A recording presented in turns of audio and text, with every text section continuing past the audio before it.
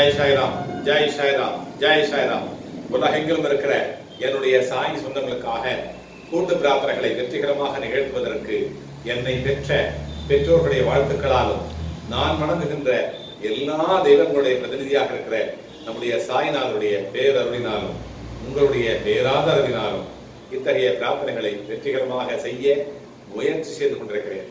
அந்த முயற்சிகளின் பலனாக அநேக சாயி சொந்தங்கள், சாயினுடைய சொந்தங்களுடைய குழந்தைகள் நம்மிடத்திலே வந்து நிறைய ஜாதி மாறி மதம் மாறி திருமணங்களை செய்து கொள்வதற்கு விரும்புகிறார். பிள்ளைகளுக்கு ஜாதி தெரிவதில்லை. கான்வென்ட்ல படிக்கிற பிள்ளைங்களுக்கு என்ன மதம் என்ன ஜாதின்னு தெரியறதில்லை, பேர் மட்டும்தான் தெரியுது.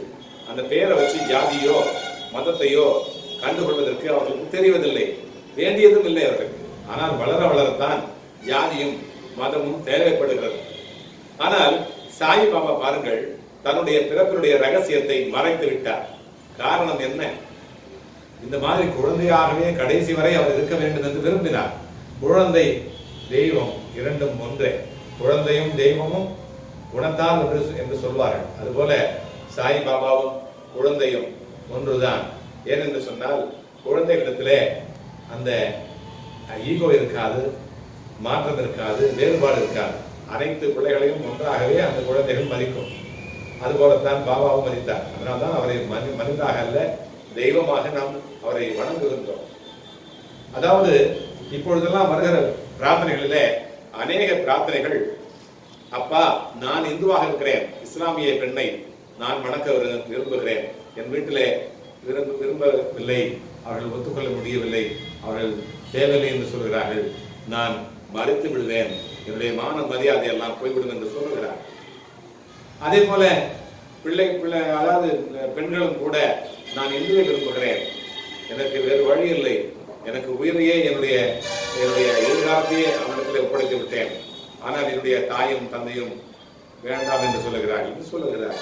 இது போலவே இது மட்டுமல்ல, மதம் மட்டுமல்ல, ஜாதியும் கூட மாறி மாறி திருமணம் செய்து கொண்டிருக்க விரும்புகிறார்கள், செய்து கொண்டிருக்கிறார்கள், சாதித்து காட்டியிருக்கிறார்கள். இன்றைக்கல்ல, பல நூற்றாண்டுகளுக்கு முன்பாகவே இவைகளெல்லாம் நடந்து கொண்டுதான் இருந்திருக்கிறது. அதிலே போராடி வெற்றியை கண்டு இன்னும் நலமாக வாழ்கிறவர்கள், வளமாக வாழ்கிறவர்கள் எத்தனையோ ஆயிரக்கணக்கான லட்சக்கணக்கான குடும்பத்தினர்கள் உலகெங்கிலும் இருக்கிறார்கள்.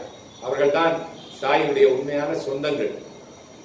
சாதிகள் இல்லை அடி பாப்பா, குல தாட்சி உயர்ச்சி சொல்லல் பாவம், நீதி உயர்ந்த மதி கல்வி, அன்பு நிறைய உடையவர்கள் மேலோர் என்று சொன்ன பாரதியினுடைய கூற்றுக்கு ஏற்றாற் போல அவர்கள் வாழ்கிறார். பாரதி பிறக்க முன்பாகவே அப்படியெல்லாம் வாழ்ந்திருக்கிறார்கள். இப்பொழுது இன்னும் சொல்ல கேட்கவா வேண்டும். இப்பொழுது விஞ்ஞானம் வளர்ந்து விட்டது, மெஞ்ஞானம் கூட வளர்ந்து கொண்டிருக்கிறது. மெஞ்ஞானம் வளர்வது என்று சொன்னால் ஜாதி மத பாகுபாடு அற்ற மெஞ்ஞானம் வளர வேண்டும். விஞ்ஞானமும் மெஞ்ஞானமும் சமூகத்திற்கு இரண்டு, அதாவது இருப்பு பாதையில் போல, அந்த இரண்டும் இல்லை என்று சொன்னால் வாழ்க்கை நலமாக இருக்காது. பல நூற்றாண்டுகளுக்கு முன்பாக மன்னர் ஆட்சி நடந்தது.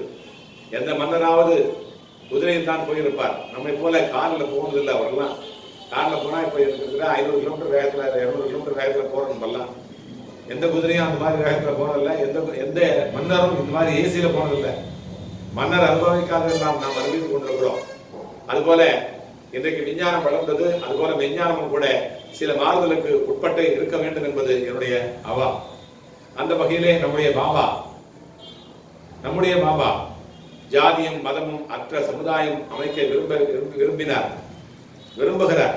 அதனால் தான் தன்னை மறைத்துக் கொண்டார். தன்னுடைய பிறப்பினுடைய ரகசியத்தை மறைத்து வைத்து விட்டார். அவர் யாருக்கு பிறந்தார், எங்கு பிறந்தார், எந்த தம்பதிகளிடத்திலே, எந்த இந்துவா இஸ்லாமியரா என்று யாருக்கும் தெரிவதில்லை. ஒரு சில நூல்களிலும் ஒரு சில வெப்சைட்டுகளிலும் சில தேதிகளை குறிப்பிட்டிருக்கிறார்கள். அல்ல, அவர்கள் எல்லாம் உண்மை அல்ல. ஆனாலும் கூட நாம் மகிழ்ச்சியாக இருக்க வேண்டியது, இதெல்லாம் தெரியாமல் இருந்தாலே நமக்கு நல்லது. இது தெரியவும் கூடாது, தெரிந்திருக்க வேண்டிய அவசியம் இல்லை. ஏனென்று சொன்னால் பாபா யாருக்கு பிறந்தார் என்று சொன்னாலும் தெரிந்துவிட்டாலும், யாருக்கு எந்த மதத்தினை சார்ந்தவர் என்று தெரிந்துவிட்டாலும் அந்த மதத்தினர் அவரை வைத்து கொண்டாட ஆரம்பித்து விடுவார்கள். இன்றைக்கு நாடெல்லாம் எந்த தலைவர் எந்த மதத்தை சார்ந்தவராக இருக்கிறாரோ, எந்த இனத்தை சார்ந்தவர்களாக இருக்கிறார்களோ அந்தந்த இனத்தவர்கள் அவரை வைத்து கொண்டாட ஆரம்பித்து விட்டார்கள். ஆனால் அந்த தலைவரோ அந்த மதத்தை சார்ந்தவரோ யாரும் நான் இந்த மதத்தை சார்ந்தவர் என்று பறைசாற்றிக் கொள்ளவில்லை, அதை விரும்பவும் இல்லை. ஆனால் இன்றைக்கு பாருங்கள், பெரிய மத தலைவராகவோ பெரிய இனத்தலைவராகவோ பெரிய கட்சி தலைவராக யாரோ இருந்திருந்தார். இன்றைக்கல்ல, இன்றைக்குத்தான் கட்சியைத்தான் இன்றைக்குத்தான் ஜாதியைத்தானே பிடித்துக் கொண்டு நாம் இருக்கிறோம் சமுதாயத்தில். ஆனால் அந்த காலங்களிலே வாழ்ந்த பெரியோர்களையும் மகான்களையும் மத தலைவர்களையும் சாதிய தலைவர்களையும் அரசியல் தலைவர்களையும் வைத்து இன்றைக்கு கொண்டாடி கொண்டிருக்கிறார்கள் ஜாதியை சார்ந்தவர்களும் மதத்தை சார்ந்தவர்களும். அதுபோல பாபாவையும் கொண்டாட ஆரம்பித்து விடுவார்கள் என்று பயமாக இருக்கிறது.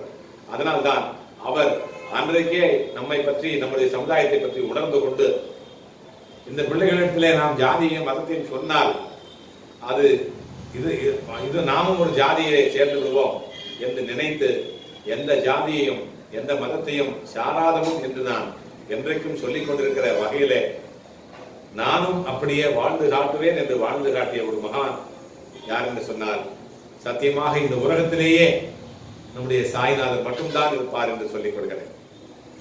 அந்த மாதிரி நாமும் கூட அவருடைய வழியை பின்பற்றி ஜாதி மதம் இல்லாத ஒரு சமுதாயத்தை உருவாக்கி என்றென்றைக்கும் இதுதான் ஒற்றுமைக்கு காரணமாக இருக்கும். இன்றைக்கு ஒரு நாடு இந்த சாதியை சார்ந்த இந்த மதத்தை சார்ந்த நாடாக இருக்கிறது.